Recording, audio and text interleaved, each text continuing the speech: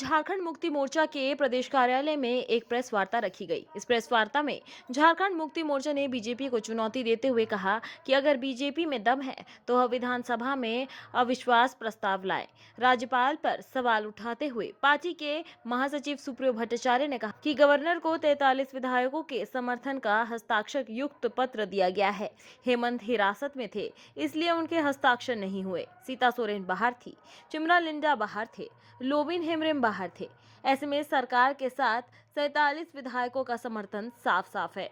फिर भी बहुमत साबित करने की बात करना अपने आप में कई सवाल पैदा करता है। हालांकि सुप्रियो इसका जवाब नहीं दे पाए कि आखिर बहुमत से पहले इस तरह से अपने विधायकों के समर्थन की बात करना आखिर उनकी किस मानसिक हालत की स्थिति को बताता है। सारी परिस्थितियां आपके सामने से गुजरी। 31 तारीख को दिन के 1 बजे से जो राजनीतिक नाटक शुरू हुआ, जिसके मुख्य किरदार कई लोग बने।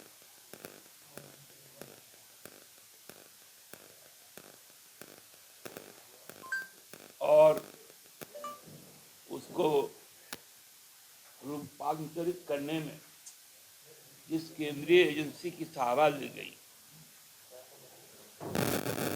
उसको भी लोगों ने देखा। लोगों ने अपने राज्य के संवैधानिक प्रमुख को भी देखा। लोग ये भी देखे कि यह राज्य 40 घंटे तक अनिर्णय की स्थिति में था, अभिभावकहीन था।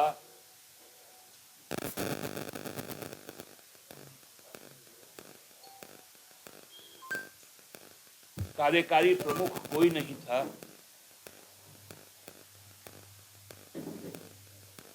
केवल और केवल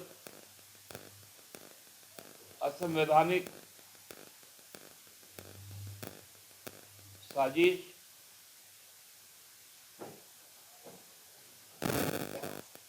और साथ ही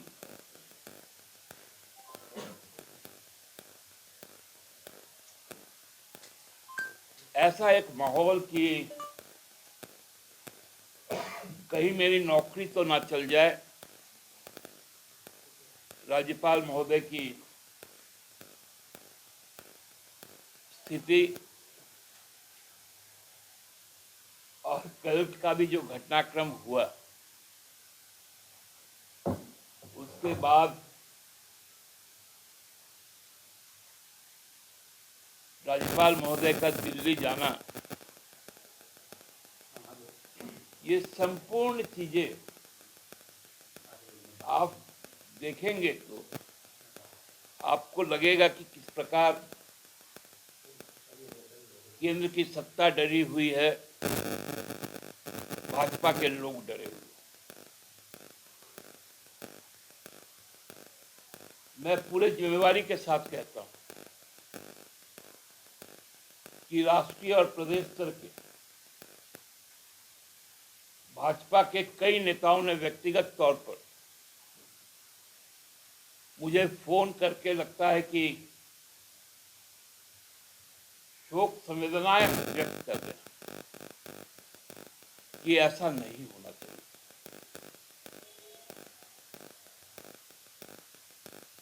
इस राज्य का लगभग 4 करोड़ लोग आज हृदय से दुखी, चौक चौराहों पर, कार्यालयों में, अस्पतालों में, होटलों में, रेस्टोरेंट में बैठकर भी जो लोग हैं, जो बाजार में घूम रहे हैं, वो लोग भी हैं। सबका एक ही वक्तव्य है कि ऐसा नहीं होना चाहिए। लेकिन ऐसा हुआ, और ये हुआ, इसकी परिकल्पना हम लोग 29 दिसंबर 2019 को शाम से ही व्यक्त कर रहे थे। जब हेमंत जी ने जन समक्ष मोराबादी मैदान में राज्य की जनता के लिए सरकार गठन का शपथ ग्रहण किया,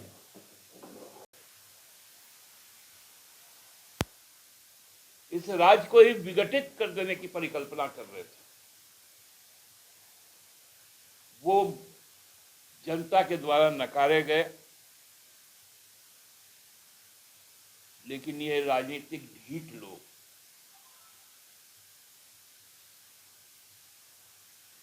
इनका एक मंत्र है कि जनता ने आशीर्वाद दिया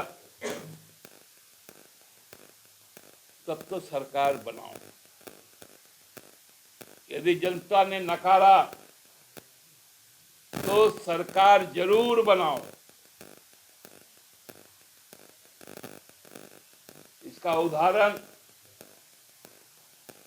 कर्नाटका ने देखा था, मध्य प्रदेश ने देखा था, महाराष्ट्र में देखा था।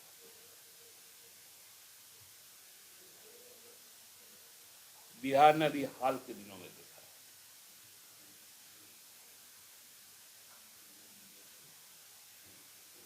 हम लोगों को मालूम था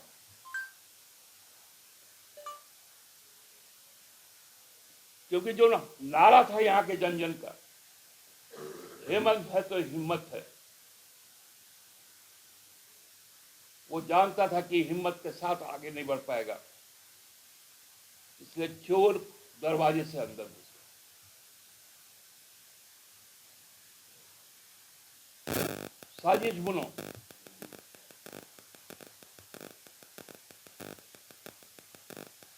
आज हमको लगता है 72 घंटे हो गए, रिमांड आ गया, लेकिन क्या आपको मालूम चला कि धारा क्या लगा गिरफ्तारी का?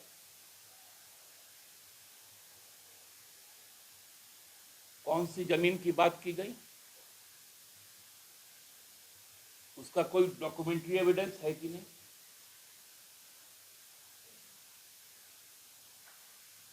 उनको केवल गिरफ्तार करना था ताकि अब वो क्या सोचते हैं कि गिरफ्तार करने से हम लोग कमजोर हैं। हम लोग कमजोर नहीं, हमको मालूम है तुम गिरफ्तार करोगे, बिना केस का गिरफ्तार करोगे, अब लगातार केस ठोकोगे, केस बनाओगे, ताकि हेमंत सोरेन जेल के अंदर रहे। तुम हेमंत सोरेन को सशरीर जेल के अंदर रख सकते हो, लेकिन हेमंत सोरेन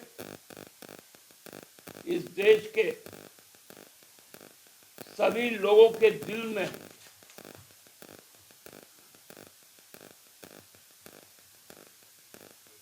बिना कोई प्लान बनाए जिस प्रकार का लॉकडाउन किया गया कोरोना काल में, उस वक्त में लोगों ने देख लिया था कि हेमंत है तो हिम्मत है, हेमंत है तो जीवन है, हेमंत है तो जीविका है। शाम को उनके दरवाजे में जाकर दस्तक देखे रहा है, मौन रहे।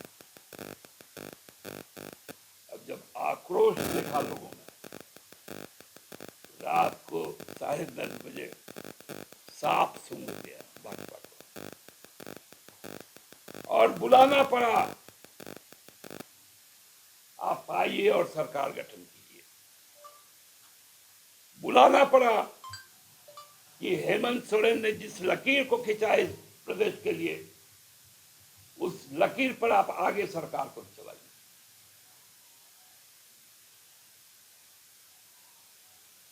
लेकिन बोलता है ना कि जिसके दिल में काला है कितना भी साफ कर लो, दाग उसमें रह जाए।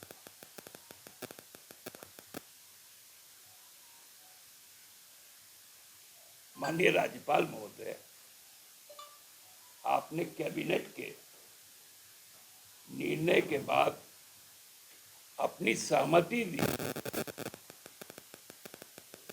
कि 9 तारीख से बजट सत्र आहूत करें।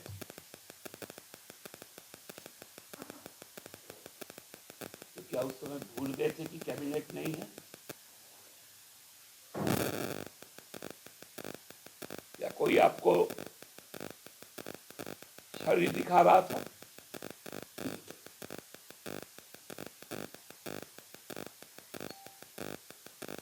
माननीय राज्यपाल महोदय, आपने किस आधार पर कहा कि हमको बहुमत चाहिए? आज तो कोर्ट में भी कहा हेमंत जी 5 तारीख को जाएंगे विधानसभा।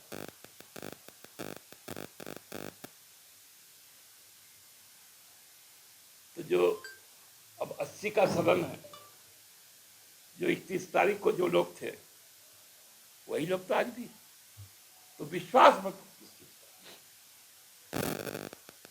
अरे राजनीतिक कायरो भाजपा, तुम में हिम्मत है, तुम अविश्वास प्रस्ताव लाओ। हमें मालूम है तुम्हारे मुंह से एक भी बोली यदि निकलेगी, जनता तुम्हारा मुंह तोड़ जवाब दे।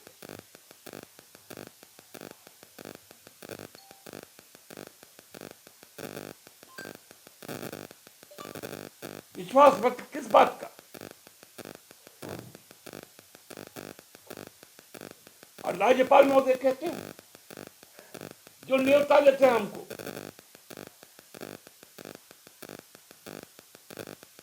हमको तो लगता है कि नीतीश जी से बड़ा प्रभावित है। नीतीश जी ने एक बार मोदी जी को, भाजपा का कोई कार्यक्रम था, साथ में सरकार चला रहे थे, भाजपा के नेताओं को कहा था कि मेरे यहां आके खाना खाएंगे दोपहर का।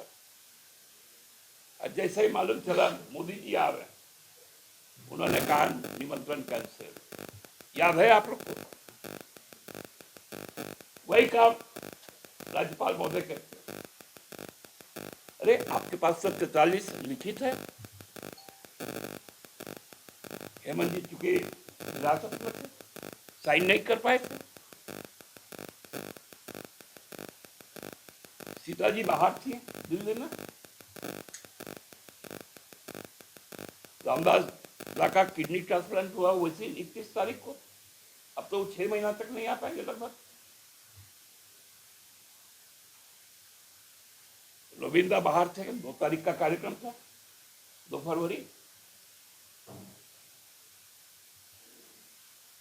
चमड़ा बाबू बाहर थे, वो भी लौट आए। तो कौन सा स्ट्रेंथ अलग हुआ? उसके पहले तो कमलेश सिंह जी ने अपना समर्थन वापस कर लिया, तब भी हम 47 है। 47 के 80 सदस्य में अल्पमत में है क्या? आप हमसे क्यों संख्या पूछते हैं? आप भाजपा से पूछे ना कि उनकी संख्या कितनी, वो बताएं ना कि उनके पास में 25 है। क्योंकि बहुत दुर्भाग्यजनक है इस राज्य के लिए कि जो सिमरी का जनप्रतिनिधि है वो बहुत लंबे समय से जूझ रहे हैं जीवन के, ये बहुत दुर्भाग्यजनक, इसलिए उनका संख्या 25। 803 सरयू राय जी का आभा यदि उधर है तो मैं नहीं कह सकता। कमलेश जी अभी भी यदि इस बात को कहते हैं कि मैं लोकतंत्र में विश्वास रखता हूं, तब भी नहीं कह सकता। यादव जी को भी अब क्योंकि किसी से संबंधित नहीं है, उनको भी हृदय से अपना जो पुकार है उसको सुनना पड़ेगा। सुनना तो चाहिए आजसू को, क्योंकि वो भी इस माटी की ही पार्टी है। सुनना चाहिए भाजपा के मूलवासी आदिवासियों को, ये उनकी माटी है।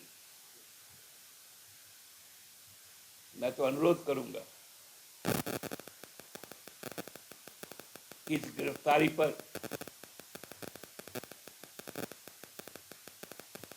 जो रोष है, उस रोष का प्रतिफलन भी आप करेंगे और 80 सदस्य एक मुश्त होकर कहेंगे